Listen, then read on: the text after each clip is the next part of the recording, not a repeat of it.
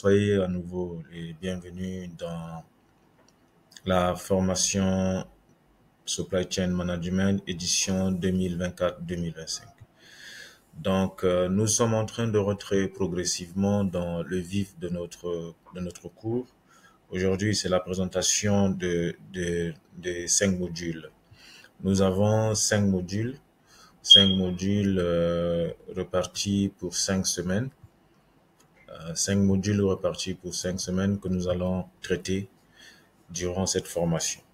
Alors, pour la semaine 1, nous allons avoir le module 1 de la supply chain à la logistique, dont nous allons traiter tous les points que vous voyez affichés sur votre écran.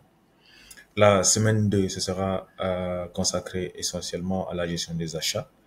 Et quand on parle des achats, notez que il va falloir parler des achats locaux lorsque ces achats se déroulent à l'intérieur des territoires d'un pays ou d'un État donné, et des achats internationaux par le franchissement d'au moins une frontière.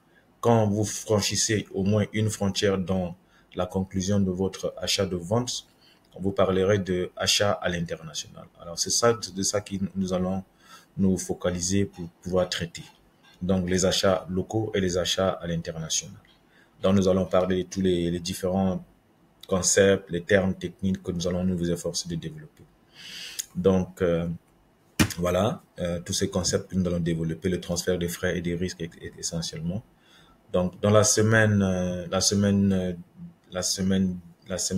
2 de semaine 3, ça sera consacré aux plateformes logistiques.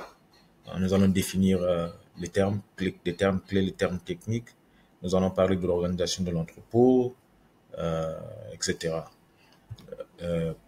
Nous allons parler de la circulation dans les allées, l'entretien de l'entrepôt, l'utilisation de l'outil informatique dans l'utilisation de la gestion de l'entrepôt, les inventaires de stock, etc.